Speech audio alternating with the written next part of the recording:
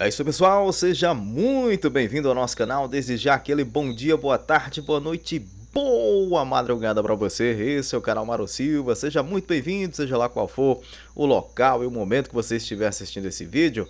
Faça parte aqui da nossa turma. Se inscreva no nosso canal, dá essa moral aí pra gente. Clica lá no sininho das notificações e aí marca todas para receber todo o nosso conteúdo em primeira mão.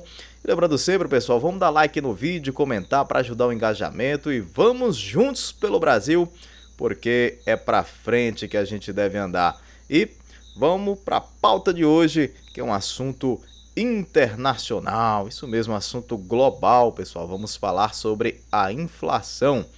Bom, muita gente tenta atribuir erroneamente toda a inflação e todo o problema que acontece aí no mundo e a diminuição do poder de compra à atual administração de Jair Bolsonaro e seus ministros, como Paulo Guedes, principalmente por ser o ministro da Economia.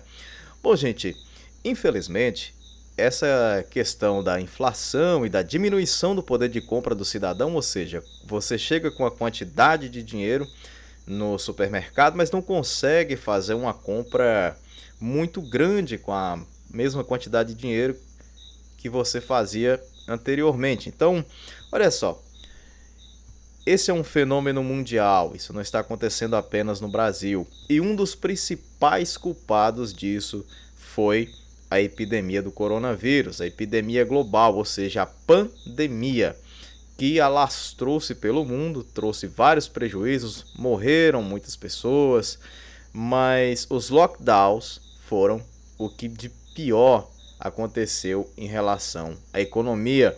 Quando os lockdowns foram impostos, a economia do mundo inteiro começou a desacelerar. E hoje nós estamos colhendo os frutos malditos dessa desaceleração.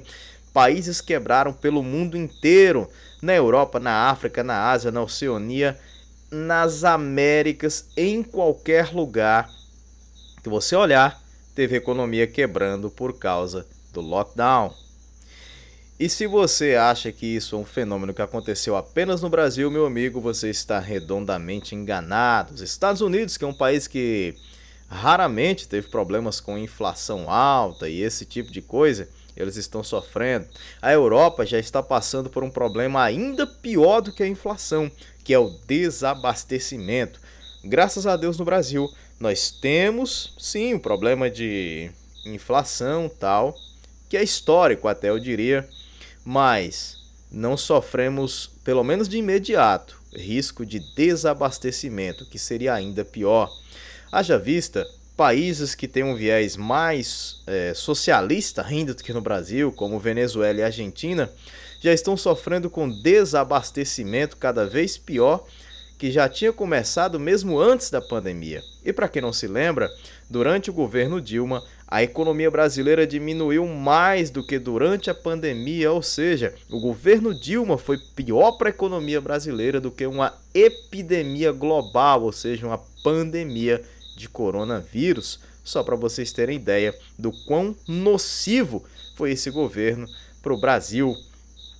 Olha, pessoal, esse fenômeno global chamado aí coronavírus, ele foi terrível, ceifou muitas vidas, eu sei disso, mas quando tentaram fazer esses lockdowns aí que hoje já se sabe que não tem eficiência, eficácia alguma, você impediu as pessoas de trabalhar e de gerar riqueza, de continuar girando a roda da economia. E isso trouxe consequências, pessoas empobreceram pelo mundo. Quando lá atrás o presidente falava, as pessoas que têm comorbidade, os idosos, pessoas que não têm um sistema imunológico bom, essas devem ficar em casa, se cuidar, se prevenir. Aquele que pode, aquele que é jovem, aquele que é sadio, deve sim ir trabalhar para prover o sustento para dentro de casa. As pessoas falaram que ele era louco, não sei o que e tal. Ele dizia, a economia é muito importante, porque se a pessoa não trabalhar, não vai conseguir levar comida para dentro de casa, e a fome também mata. Mas não deram bola.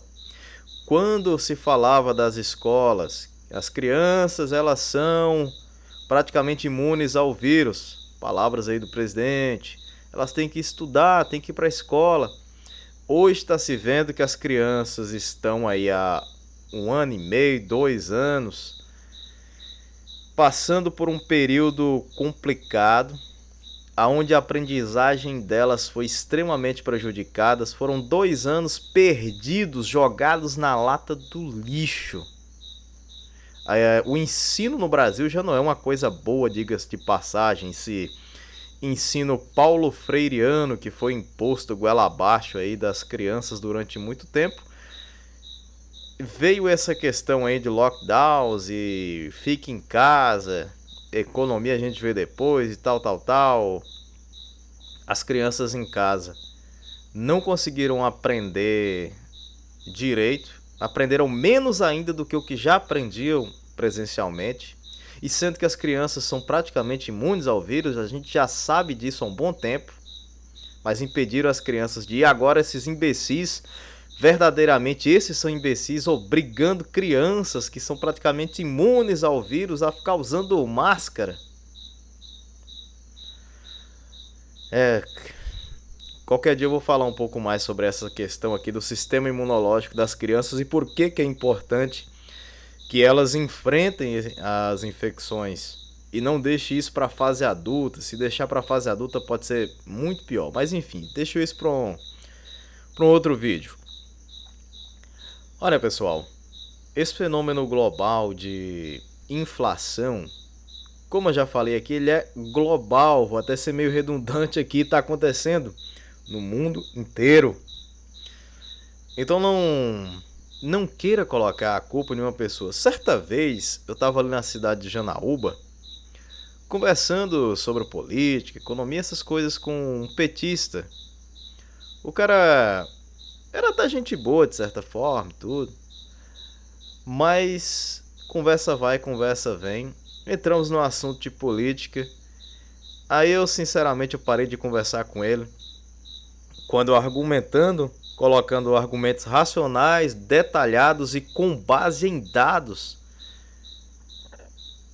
E ele, sem querer acreditar, aí eu falei para ele bem assim: olha, então você tá dizendo o seguinte, você acha então que esse problema da epidemia de coronavírus no mundo inteiro, isso aí é culpa do presidente Bolsonaro também?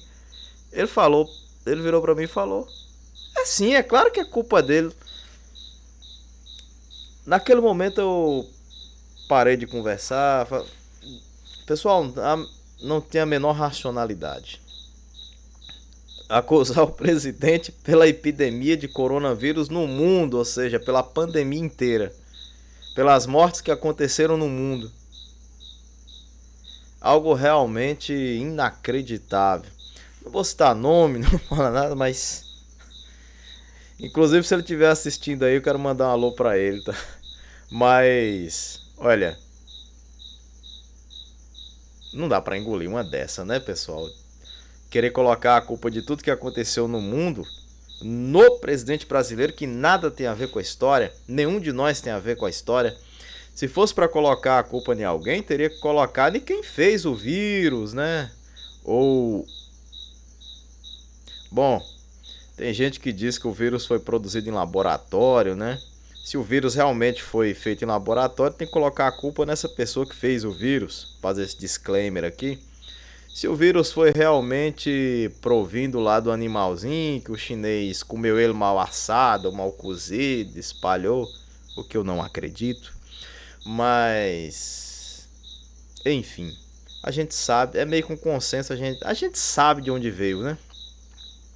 Mas olha, eu vou dizer para vocês o seguinte: diante de tudo isso, a produção de petróleo ela ficou muito prejudicada. Os países começaram a consumir menos, a utilizar menos petróleo, não tinha necessidade do petróleo, então a produção foi diminuída.